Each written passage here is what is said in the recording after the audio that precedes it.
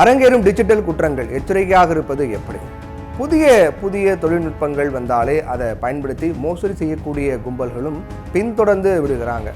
இப்போது சைபர் குற்றங்கள் மிக அதிகமாகவே நடக்குது. இதில் மக்கள் விழிப்போடு செயல்படுவது தான் பாதுகாப்புக்கான மிக முக்கியமான வழிமுறையாகும். அதை பற்றி இப்போ நம்ம பார்க்கலாம். ஆதார் கார்டு அப்படிங்கிறது இன்னைக்கு நம்முடைய அடையாளமாகவே மாறிவிட்டது. பேர், முகவரி, மொபைல் எண், அப்புறம் பயோமெட்ரிக் தகவல்கள் ஆதார் கார்டில் இருக்குது. அதனால தான் ஆதார் கார்டு மோசடியாளர்களுடைய கைகளில் சிக்கினால் பெரிய பிரச்சனைகளை ஏற்படுத்திவிடும். உங்களுடைய ஆதாரை யாராவது தவறாக பயன்படுத்துவதாக நீங்கள் சந்தேகப்பட்டால் அது குறித்து நீங்கள் எளிதாக தெரிந்து கொள்ளலாம். இந்திய தனித்துவ அடையாள ஆணையத்தின் இணையதளம் அந்த வசதியை உங்களுக்கு வழங்குது. இதற்கு கட்டணம் எதுவும் கட்ட வேண்டிய அவசியம் கிடையாது. ஃப்ரீயாகவே நீங்கள் செக் பண்ணிக்கலாம். ஆதார் அதிகாரப்பூர்வ வலைதளமான UIDAI.gov.in, அதாவது UIDAI.gov.in அப்படிங்கிற முகவரியை பார்க்கணும். இங்கே பார்த்துங்க, இந்த முகவரி அதுக்குள்ளே போனீங்க அப்படின்னா ஆத்தென்டிகேஷன் ஹிஸ்ட்ரி விருப்பத்தை தேர்ந்தெடுக்கணும். ஆதார் சர்வீஸ் பகுதிக்கு அதில் போகணும். இப்போ நீங்கள் ஆதார் ஆத்தென்டிகேஷன் ஹிஸ்ட்ரி ஆப்ஷனை கிளிக் பண்ணணும். உங்களுடைய ஆதார் எண் மற்றும் காட்டப்பட்டிருக்கக்கூடிய பாதுகாப்பு குறியீட்டை அதில் இன்சர்ட் பண்ணணும். அதுக்கப்புறம் ஓடிபி அப்படிங்கிறத ஓடிபிங்கிறத கிளிக் பண்ணணும். கிளிக் பண்ண பிறகு ஓடிபி நம்பரை அதில் சப்மிட் பண்ணணும். இப்போது சப்மிட் அப்படிங்கிறத கிளிக் பண்ணணும். அங்கீகார வகை, அதே போன்று தேதி வரம்பு மற்றும் தேவையான பிற விவரங்களையும் உள்ளிடணும். உடனே கடந்த 6 மாதங்கள் வரையிலான தரவை நீங்கள் பார்க்கலாம். கடைசியாக வெரிஃபை ஓடிபி அப்படிங்கிறத கிளிக் பண்ணிங்கன்னா உங்களுடைய ஆதார் எப்போது, எங்கு, எப்படி பயன்படுத்தப்பட்டிருக்கிறது அப்படிங்கிறத தெரிவிக்கும் ஒரு பட்டியல் உங்கள் முன் தோன்றும். உங்களுடைய ஆதார் தவறாக பயன்படுத்தப்பட்டால் உடனடியாக அது கம்ப்ளைண்ட் பண்ணலாம். இதுக்கு 1947 அப்படிங்கிற கட்டணமில்லா எண்ணை அதை நீங்கள் கால் பண்ணலாம். help@UIDAI.gov.in என்ற மின்னஞ்சலுக்கு நீங்கள் புகார் அனுப்பலாம்.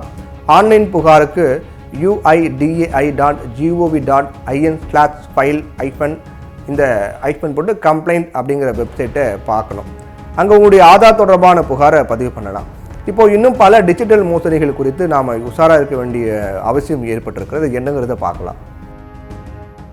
உங்களுடைய ஃபோனை ட்ராய் எவ்வாறு துண்டிக்க போகிறது அப்படிங்கிறது பற்றி உங்களுக்கு அழைப்பு வந்தால் பதிலளிக்க வேண்டாம்.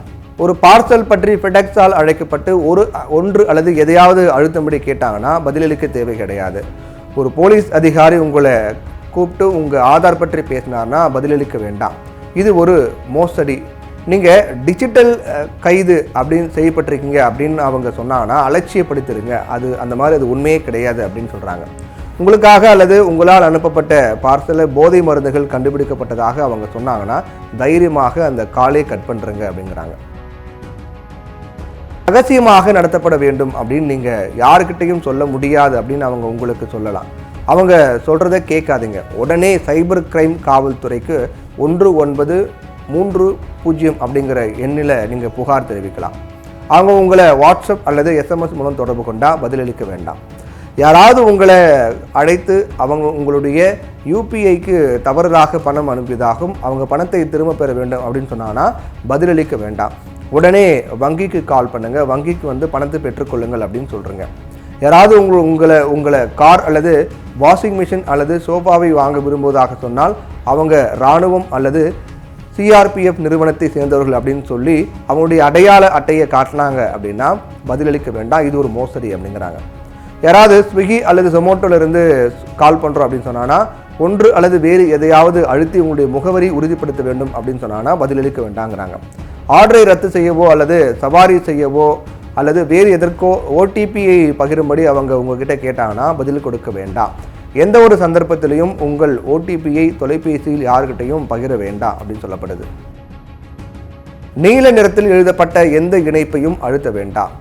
உயர் போலீஸ், CBI, ED, IT துறையிடமிருந்து உங்களுக்கு நோட்டீஸ் வந்தாலும் ஆஃப்லைனில் சரிபார்க்கவும். அத்தகைய கடிதங்கள் அங்கீகரிக்கப்பட்ட அரசாங்க இணையதளங்களில் இருந்து வந்ததா அப்படிங்கிறத எப்போவுமே செக் பண்ணி பார்த்துக்கணும்.